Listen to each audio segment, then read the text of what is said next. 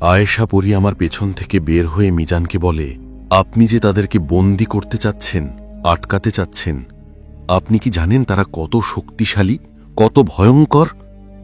মিজান তখন আয়েশা পরীকে বলে, হ্যাঁ আমি জানি, তারা অনেক শক্তিশালী, অনেক ভয়ঙ্কর, কিন্তু তাদেরকে আটকানো সম্ভব, তাদেরকে বোতলবন্দি করা সম্ভব, কিন্তু এর জন্য আমার সাথে আরেকজনকে দরকার।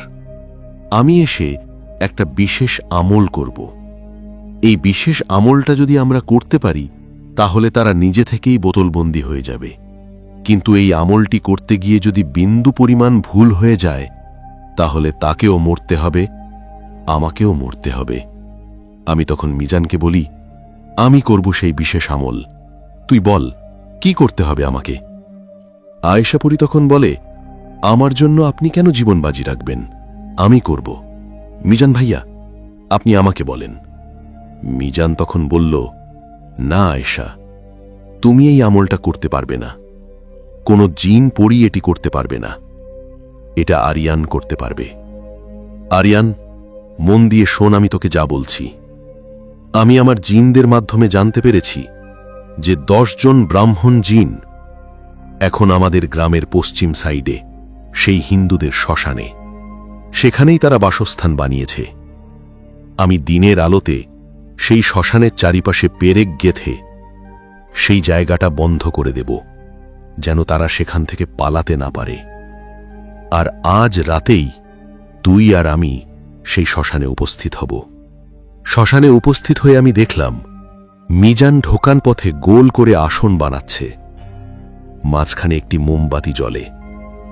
আমরা সেই গোলবৃত্তের ভিতরে বসে সেই বিশেষ আমলটা সারা রাত করতে থাকব। তারা আমাদেরকে ভয় দেখানোর চেষ্টা করবে, কোনোভাবেই সেই গোলবৃত্তের বাইরে আসা যাবে না। যদি কেউ বাইরে আসে সেই মোমবাতি নিভে যাবে আর আমাদের হত্যা করবে। আমি মিজানকে বলি, আমি পারব, চিন্তা করিস না। মিজান বলেন, ঠিক আছে, আমি এখন গিয়ে শ্মশানের চারিপাশ বন্ধ করে আসি, রাতে তোকে ডাকব, তারপর আমরা মিলে সেই শ্মশানে উপস্থিত হব। এখন কিছুটা ঘুমিয়ে নে। মিজান চলে যাবার পর আয়েশা পরী আমাকে বলে, আপনি কেন আমার জন্য জীবন বাজি রাখছেন? আমি বলি, আমার কিছু হবে না, আপনি শুধু আমার জন্য মন থেকে দোয়া করবেন। আমি ঘর অন্ধকার করে ঘুমিয়ে পড়ি। রাত হয়ে আসে, মিজান আমাকে ডাকতে আসে। আমরা বাড়ি থেকে বের হয়ে সোজা সেই হিন্দুদের শ্মশানে পৌঁছাই। শ্মশানে মিজান গোল করে আসন বানায়, মাঝখানে মোমবাতি। সে আমাকে দেখিয়ে দেয় কিভাবে বসতে হবে। আমিও একই আমল শুরু করি। প্রথম 1 ঘন্টা পরে চারপাশের বাঁশবাগান, মোটা গাছগুলো নড়তে থাকে, যেন ঝড় আসছে। আমি ভয় পাইনি, জানতাম এগুলো ব্রাহ্মণ জিন করছে। মোমবাতি নিভে না। আরও আধ ঘন্টা পরে সেই 10টি ব্রাহ্মণ জিন বেরিয়ে আসে, সাদা ধুতি, লাল গামছা, আগুনের মতো চোখ। তারা বাঘের মতো গর্জন করছে, এই আমল বন্ধ কর, গোল বৃত্তের বাইরে আয়, নয়তো মেরে ফেলব। আমি তাদের কথায় কোনো মনোযোগ দেইনি। আমি আমার আমল চালিয়ে গেলাম। তারা রাগে বাঁশ বাগানে মিলিয়ে গেল। কয়েক মিনিট পরে তারা আমার বাবাকে বের করে নিয়ে আসে। কয়েক মিনিট পর সেই বাঁশ বাগান থেকে তারা আমার বাবাকে বের করে নিয়ে আসে। বাবা এখানে কি করে এলো? এটা কি আসলেই আমার বাবা নাকি কোনো মায়া? ব্রাহ্মণ জিনগুলো বলে, দেখ, তোর বাবা কিন্তু আমাদের হাতে বন্দী। এখনই এই আমল করা বন্ধ করে দে, নয়তো তোর বাবাকে মেরে ফেলব। আমি কোনো কথা শুনছিলাম না, যেটা দেখে সেই ব্রাহ্মণগুলো আমার বাবাকে অবিরত মারতে শুরু করে। আমার বাবা সাহায্য চাইছিল, কিন্তু আমি কোনো কথা বলছিলাম না। এরপর তারা বাবাকে চিতার মধ্যে ফেলে দেয়। আগুনে ধাও ধাও করে জ্বলে উঠছে। আমি চোখে পানি ফেলছিলাম। যতই হোক এটা মায়া, তারপরেও বাবাকে এমন দেখতে পারিনি। কিন্তু আমি গোল বৃত্তের বাইরে আসতে পারি না। তারা আমাকে হত্যা করবে, মিজানকেও। ব্রাহ্মণ জিনগুলো বাবার চিতার চারপাশে ঘুরতে থাকে, তালি দিয়ে চিৎকার করে, এখনই তোর আমল বন্ধ কর, নয়তো তোর মাকেও পোড়াবো। আমি আমল বন্ধ করিনি। তারা বাঁশবাগানে মিলিয়ে গেল।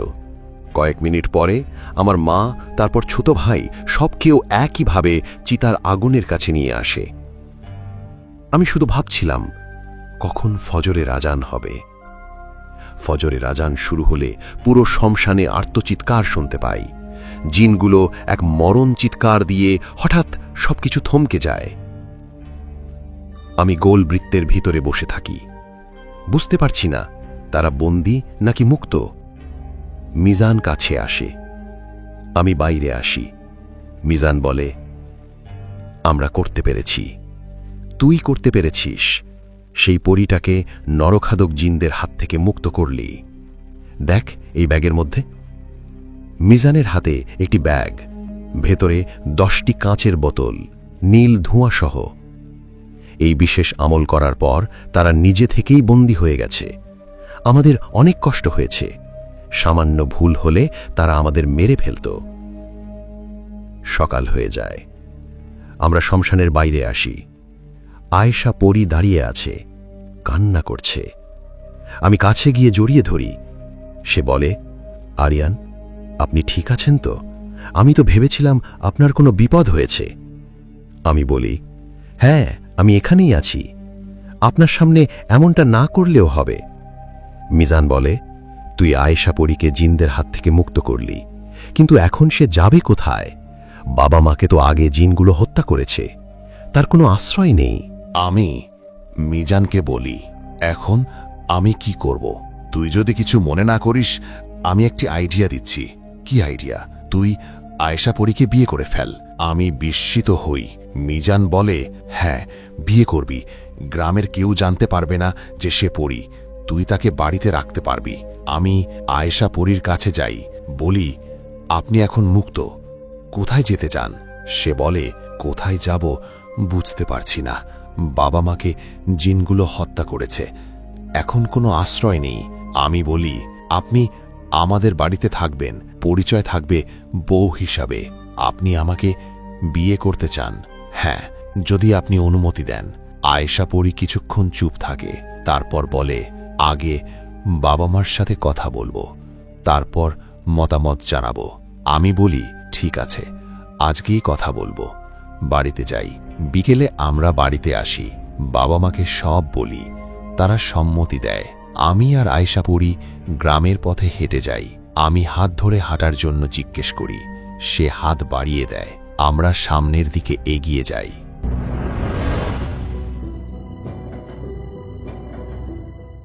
আজকের আয়েশা পরীর বিয়ে গল্পটি আমরা শেষ করলাম। শুনলাম কিভাবে আরিয়ান নরখাদক জিনদের আটকিয়ে আয়েশা পরীকে মুক্ত করে এবং বিয়ের সিদ্ধান্তে পৌঁছায়। সাবস্ক্রাইব করুন ভূত FM, ইমেল theultimatemegabox@gmail.com এ। আমি মোহন, আবার দেখা হবে পরবর্তী গল্পে। রাতের অন্ধকারে সতর্ক থাকুন। আল্লাহ হাফেজ।